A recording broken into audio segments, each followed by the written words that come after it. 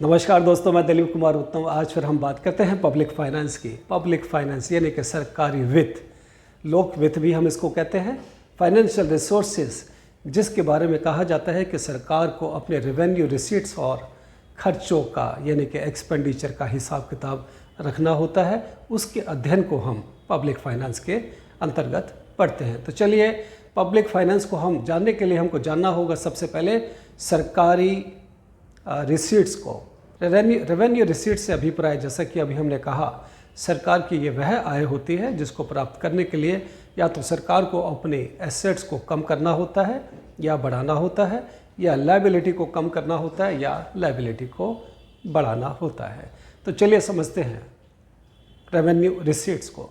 Revenue receipts के अंदर tax revenue एक मेजर फैक्टर है, यानी कि रिसीट्स के रूप में, आय के रूप में, टैक्स के रूप में सरकार अपनी प्राप्तियों को करती है आय का।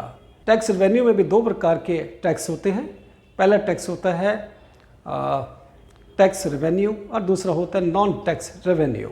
यानी कि टैक्स रेवेन्यू और नॉन टैक्स रेवेन्यू में सिर्फ यही अंतर है कि टैक्स रेवेन्यू में आता है डायरेक्ट टैक्स और इनडायरेक्ट टैक्स, और नॉन टैक्स रेवेन्यू में आते हैं जैसे फीस। सरकार ने कोई फीस ली हो और लगाई हो, उस पर मिलती है, सरकार को फीस मिलती है, फाइन मिलता है, प्रॉफिट्स एंड डिविडेंड्स मिलते हैं राज्यों को, जो राज्य सरकारों से जो डिविडेंड्स और प्रॉफिट के रूप में मिलता है, और इसके अलावा सरकार को एक्सटर्नल ग्रांट्स में मिलती हैं। यह सब नॉन टैक्स रेवेन्यू के अंतर्गत आती है। अब हम डिटेल में बात करेंगे टैक्स रेवेन्यू की। टैक्स रेवेन्यू के अंदर, जैसा कि हमने कहा, पहला टैक्स रेवेन्यू के भी दो हम वर्गों में बांट सकते हैं। पहला डायरेक्ट टैक्स और इनडायरेक्ट टैक्स। हम डायरेक्ट टैक्स और इनडायरेक्ट टैक्स को डिटेल में समझेंगे। इससे पहले हम यह हमको समझना होगा कि हम जो रेवेन्यू रिसीट्स की बात कर रहे हैं, हमको बहुत फोकस करना होगा कि हमको किसी भी इस आय को प्राप्त करने के लिए सरकार क्या अपने एसेट्स को बढ़ाती है या घटाती है, या सरकार लायबिलिटीज़ को बढ़ाती है या घटाती है। तो आइए समझते हैं। जैसा कि हमने कहा कि रेवेन्यू रिसीट्स में जब हम बात कर रहे थे टैक्स की, डायरेक्ट टैक्स और इनडायरेक्ट टैक्स की, तो पहले बात करते हैं डायरेक्ट टैक्स। डायरेक्ट टैक्स क्या होते हैं? टैक्स एक अनिवार्य शर्त होती है लोगों के लिए। सरकार को लोग पैसा देते हैं टैक्स के रूप में, यानी कि it is A mandatory position of the people in the country. So tax के बदले सरकार लोगों को कुछ जिम्मेदारी नहीं होती है, वह सरकार कुछ नहीं देती इसके बदले में। यानी कि सरकार की इसके अंदर एसेट्स ना तो कम करनी पड़ती है और ना ही अपनी कोई लायबिलिटीज़ बढ़ानी होती है। तो चलिए इसको आगे समझते हैं, ये कितने प्रकार के होते हैं टैक्स। अब जब हमने बात की डायरेक्ट टैक्स, तो डायरेक्ट टैक्स के एग्जांपल्स हैं जैसे इनकम टैक्स। इनकम टैक्स मैं आपको बाद में इसको एक्सप्लेन करूंगा, पहले मैं आपको सारे टैक्स के बारे में बता देता हूं। इनकम टैक्स, दूसरा कॉरपोरेशन टैक्स, तीसरा मिनिमम अल्टरनेटिव टैक्स, चौथा capital gains, then wealth tax, property tax, Google tax, digital service tax, land revenue, professional tax आदि। यह सब इनकम टैक्स के अंदर यह सब डायरेक्ट टैक्स के अंतर्गत आते हैं। तो अब ज़रूरत इस बात की है समझने की ये टैक्सेस जो हमने एग्जांपल दिए अभी आपके सामने, इनसे हमारा क्या अभिप्राय है। यानी कि जब हमने बात की इनकम टैक्स की, यह टैक्स एक ऐसा टैक्स होता है कि जो लोगों पर लगता है और उन्हीं को यह वहन यानी कि भार भी उन्हीं लोगों को उठाना पड़ता है जिनके ऊपर ये टैक्स लगाए जाते हैं। उसको हम इनकम टैक्स के नाम से भी जानते हैं। दूसरा टैक्स हमने बताया था आपको, कॉरपोरेशन टैक्स। कॉरपोरेशन टैक्स यानी कि जो कंपनियां बिजनेस करती हैं, जो प्रॉफिट मेकिंग कंपनीज होती हैं, उन पर ये टैक्स लगाया जाता है। तीसरा हमने टैक्स बताया था मिनिमम अल्टरनेटिव टैक्स, यानी कि मैट, MAT। वह कंपनियां जो जीरो टैक्स के अंतर्गत आती हैं, यानी कि कुछ कंसेशंस लेकर के, कुछ डिस्काउंट्स लेकर के सरकार से अपना टैक्स की जिम्मेदारी से बचते हैं, तो सरकार इन कंपनियों को भी टारगेट बनाते हुए अपने टैक्स का स्ट्रक्चर इन पर भी अप्लाई करती है। चौथा हमने कहा था कैपिटल गेंस टैक्स, यानी कि सरकार इस बात पर ध्यान रखती है कि लोगों की संपत्तियों पर, यानी कि एसेट्स पर और उसके लेन देन पर यह टैक्स लगाया जाता है, संपत्तियों और उनके लेन देन पर, जिसमें इक्विटीज़ भी आती हैं, सरकारी निवेश भी आता है। अब हमने बात की थी आगे गूगल टैक्स। यह टैक्स एक ऐसा टैक्स है जो विदेशी कंपनियां हमारे देश के अंदर आकर के, जैसे गूगल है, ट्विटर है, फेसबुक है, यह सब लोग यहाँ पर अपने विज्ञापन के तौर पर, यानी कि एड्स के माध्यम से जो भी इनकम करती है उस पर टैक्स लगाया जाता है। सरकार ने 2016 में 6% के हिसाब से इन पर टैक्स लगाना शुरू किया था, और यह जो स्कीम थी इसको कहते हैं इक्वलाइजेशन लेवी 1.0, यानी कि EL 1.0। नेक्स्ट है डिजिटल सर्विस टैक्स। यह जो ये स्कीम है इसकी यह EL यानी कि इक्वलाइजेशन लेवी 2.0 के नाम से जानी जाती है। 2020 की बात है जब सरकार ने यह टैक्स अनाउंस किया था, और इसके अंतर्गत जो भी विदेशी कंपनी है जो डिजिटल सर्विसेज हमको हमारे देश में देती हैं, वह टैक्स 2% के हिसाब से दिया करेगी। लेकिन पिछले महीनों एक एग्रीमेंट हुआ अमेरिकन गवर्नमेंट के साथ भारत सरकार का कि वह यह टैक्स नहीं देंगे और इस टैक्स के बदले में टैक्स क्रेडिट दिया जाएगा। अब हम बात करते हैं इसके बाद जो नेक्स्ट टैक्स है प्रॉपर्टी टैक्स। प्रॉपर्टी टैक्स यानी कि यह रेसिडेंशियल और कमर्शियल प्रॉपर्टीज़ पर लगाया जाता है म्यूनिसिपैलिटीज़ के द्वारा, और एक मुश्त यानी कि लंप सम इस पर टैक्स दिया जाता है। Next wealth tax. Wealth tax यानी कि प्रॉपर्टी टैक्स, ये भी वेल्थ के ऊपर टैक्स होता है, संपत्तियों पर होता है, लेकिन 2016 और 17 में सरकार ने इसको विड्रॉ कर लिया था। नेक्स्ट जो टैक्स है जिसके बारे में हम बात कर रहे हैं वह है लैंड रेवेन्यू। खेतों की जो जुताई होती है उस पर भी सरकार कुछ टैक्स लगाती है। और उसके बाद है प्रोफेशनल टैक्स। यह tax chartered accountants, doctors, engineers आदि प्रोफेशनल्स पर लगाया जाता है। तो दोस्तों मैंने बताया कि किस तरह से डायरेक्ट टैक्स से प्राप्ति होती है रेवेन्यू रिसीट्स में। अब हमको ये भी बात करनी है नेक्स्ट के इनडायरेक्ट टैक्स क्या है। Indirect tax goods and services पर लगाया जाता है, यानी कि वस्तु और सेवाओं पर लगाया जाता है।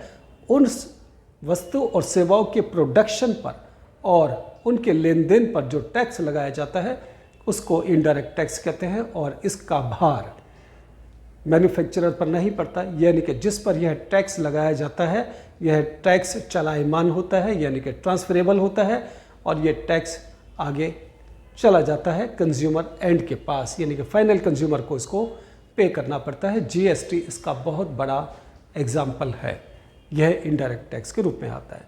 तो इनडायरेक्ट टैक्स जैसा कि हमने आपको बताया कि किस तरह से सरकार के पास आता है, फीस, फाइन, डिविडेंड्स, प्रॉफिट्स और एक्सटर्नल ग्रांट्स के माध्यम से। तो अभी हमने बात किया आपसे कि रेवेन्यू रिसीट्स क्या होती हैं।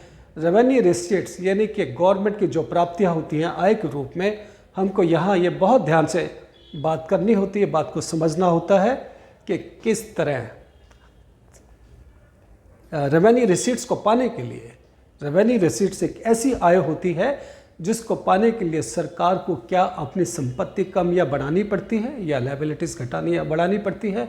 इस मामले में रेवेन्यू रिसीट्स के अंदर ना तो सरकार को कोई अपनी संपत्ति, कोई एसेट्स कम करनी पड़ती है और ना ही कोई लायबिलिटीज़ यानी कि देनदारी बढ़ानी पड़ती है।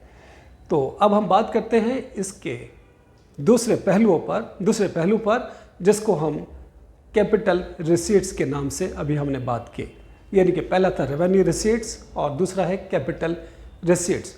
कैपिटल रिसीट्स का बहुत बड़ा शुरू से हम एग्जांपल देना चाहेंगे आपको, जैसे कि disinvestment, repayment of loans, recovery of loans, यानी कि डिसइन्वेस्टमेंट और रिकवरी ऑफ लोन्स, जो नॉन डेट कैपिटल रिसीट्स के नाम से भी जानी जाती है। और तीसरा है इसके अंदर मार्केट बोरोइंग्स और अदर लायबिलिटीज़। हम इसको बिंदुवार सिलसिलेवार वाइज इसका हम एक्सप्लेनेशन, इसकी व्याख्या मैं अभी करता हूँ आपके साथ। तो चलिए हम बात करते हैं कि ये कैपिटल रिसीट्स जो होती हैं इसको किस तरह से हम सरकार, ये ऐसी रिसीट्स होती हैं सरकार की, ये ऐसी आय होती है सरकार की जो संपत्तियों पर होती है। तो जैसे डिसइन्वेस्टमेंट, यानी कि सरकार अपनी सरकारी संपत्ति पब्लिक सेक्टर यूनिट्स को बेचकर जो भी पैसा जुटाती है वह डिसइन्वेस्टमेंट के रूप में उनके पास जो पैसा आता है उसको कैपिटल रिसीट्स के नाम से भी हम जानते हैं। दूसरा, सरकार जो भी रिकवरी ऑफ लोन्स, सरकार के पास जो भी रिकवरी होती है लोन्स के रूप में, जो लोन्स दिए गए होते हैं, रिकवर कर लिए होते हैं सरकार ने, वह रिकवरी और लोन्स और डिसइन्वेस्टमेंट, ये दोनों नॉन डेट कैपिटल रिसीट्स के नाम से जाना जाता है। नेक्स्ट, जैसा कि हमने कहा था, कैपिटल रिसीट्स के अंदर मार्केट बोरोइंग्स भी आती है। मार्केट बोरोइंग्स यानी कि सरकार को अपने खर्चे, अपनी आय को बढ़ाने के लिए कुछ बोरोइंग्स भी करनी पड़ती है। इस बोरोइंग्स का management reserve bank of India, जो हमारा सेंट्रल बैंक है, रिजर्व बैंक ऑफ इंडिया इसका मैनेजमेंट करता है। यानी कि सरकार को जो भी अपनी आय प्राप्त करनी होती है, पूंजीगत आय यानी कि कैपिटल रिसीट, वह reserve bank of India government securities, जिसको हम क्या जानते हैं डेटेड गवर्नमेंट सिक्योरिटीज़ जारी करके उस आय को प्राप्त करता है सरकार के लिए, सरकार ऑन बिहाफ ऑफ गवर्नमेंट। और एक वर्ष से ऊपर जो डेटेड गवर्नमेंट सिक्योरिटीज़ होती हैं वह गवर्नमेंट सिक्योरिटीज़ के नाम से जानी जाती है। रिजर्व बैंक ऑफ इंडिया इसका मैनेजमेंट करता है, सरकार के लिए उधार की व्यवस्था करता है। हालांकि सरकार इसको अपना लिखित में बॉन्ड्स के रूप में रिजर्व बैंक ऑफ इंडिया को एक एश्योरेंस देती है। नेक्स्ट जो हमने पॉइंट बताया था आपको, नेक्स्ट पॉइंट है अदर लायबिलिटीज़, यानी कि कैपिटल रिसीट्स के अंदर जो फोर्थ पॉइंट है अदर लायबिलिटीज़। अदर लायबिलिटीज़ यानी कि सरकार की और भी जिम्मेदारियां होती हैं, लेकिन वह, चूँकि हम रिसीट्स की बात कर रहे हैं, प्राप्तियों की बात कर रहे हैं, तो सरकार को प्राप्तियाँ होती है अल्प बचतों से, जैसे शॉर्ट सेविंग से, जैसे कि प्रोविडेंट फंड, सरकार उसको के पास पैसा आता है, बाद फ्यूचर में ये देनदारी है। प्रोविडेंट फंड हो गया, किसान विकास पत्र हो गए, डाकघर जमाएँ हो गई हैं, और इसके अलावा सुकन्या समृद्धि योजना हो गया, और इसके अलावा सेविंग सर्टिफिकेट हो गए। इस तरह की जो भी आय होती है ये सब पूंजीगत आय के रूप में मानी जाती है और सरकार की जिम्मेदारियां फ्यूचर में इसके लिए बढ़ जाती हैं। तो इस तरह से दोस्तों हमने बात की अभी दो बिंदुओं पर, रिसीट्स साइड पर, यानी कि सरकार के पास किस तरह से रेवेन्यू रिसीट्स आता है और कैपिटल रिसीट्स आता है।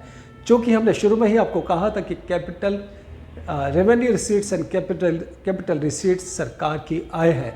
जब सरकार की आय होती है, सरकार को ग्रोथ और विकास बनाए रखने के लिए अर्थव्यवस्था में कुछ खर्चे भी करने होते हैं, यानी कि एक्सपेंडिचर करने होते हैं, जिससे लोगों का कल्याण हो सके और ग्रोथ, स्टेबिलिटी और इक्वलिटी अर्थव्यवस्था में बनी रहे और अर्थव्यवस्था के विकास की ओर अग्रसर हो। तो चलिए अब बात करते हैं हम एक्सपेंडिचर साइड की। अभी तक हमने बात की थी रिसीट्स साइड की। एक्सपेंडिचर भी दो प्रकार की होती हैं। पहला होता है रेवेन्यू एक्सपेंडिचर, दूसरा होता है कैपिटल एक्सपेंडिचर। रेवेन्यू एक्सपेंडिचर, जैसे एग्जाम्पल के तौर पे हम आपको बता सकते हैं, रेवेन्यू एक्सपेंडिचर से अभिप्राय कि लोगों को, सरकारी लोगों को पेंशन और सैलरी के रूप में पैसा दिया जाता है। सरकार यहाँ पर रीपेमेंट ऑफ लोन्स भी देती है, सरकार यहाँ पर सब्सिडीज़ देती है, ग्रांट्स देती है। इस तरह के जो खर्चे होते हैं, इस तरह के जो खर्चे होते हैं वह रेवेन्यू एक्सपेंडिचर के नाम से जाने जाते हैं। इसमें अभी हमने जैसा कि बात बताया था कि रेवेन्यू एक्सपेंडिचर के अंदर सरकार को यहाँ देखते हैं हम कि कोई भी संपत्ति एसेट्स बढ़ती हुई यानी कि निर्माण होती हुई नज़र नहीं आती, यानी कि रेवेन्यू एक्सपेंडिचर में जो खर्चे होते हैं सरकार के, ये इस तरह की पेमेंट्स करने से सरकार की एसेट्स में कोई बढ़ोतरी, कोई निर्माण नहीं होता और साथ ही साथ लायबिलिटीज़ भी सरकार की बढ़ जाती है। तो अब बात करते हैं दूसरे और लास्ट पॉइंट पर। सरकार की दूसरे जो खर्चा होता है कैपिटल एक्सपेंडिचर के नाम से होता है। कैपिटल एक्सपेंडिचर से हमारा अभिप्राय सरकार जैसे कि मेट्रो योजना पर खर्चा करती है, फ्लाईओवर्स पर खर्चा करती है, निर्माण करती है। फ्लाईओवर हो गए, पोर्ट्स हो गए, एयरपोर्ट्स हो गया, रोड्स हो गए, ये सब देश की अर्थव्यवस्था को आगे बढ़ाने के लिए उसके इंफ्रास्ट्रक्चर पर जो भी खर्च किया जाता है वह कैपिटल एक्सपेंडिचर के नाम से जाना जाता है। दोस्तों, हमको याद रखना है कि क्या सरकार के खर्चे करते समय क्या सरकार की संपत्तियां कम होती हैं इसमें या ज़्यादा होती है, या लायबिलिटीज़ कम होती है या ज़्यादा होती है।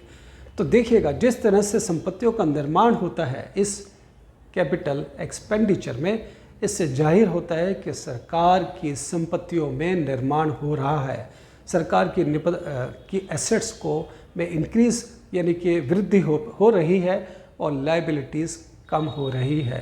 तो इस तरह दोस्तों हमने आज बात की सिर्फ 2 पॉइंट्स पर, पब्लिक फाइनेंस के अंदर रिसीट्स एंड एक्सपेंडिचर की।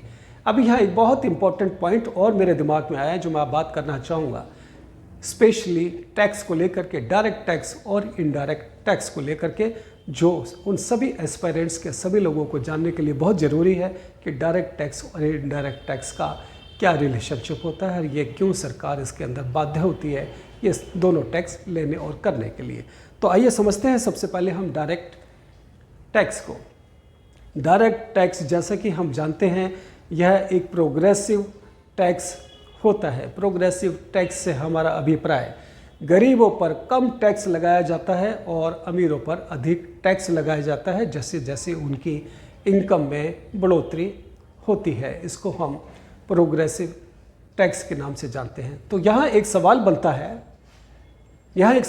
है कि क्या डायरेक्ट टैक्स इनडायरेक्ट टैक्स से बेहतर होते हैं? Indirect tax is better than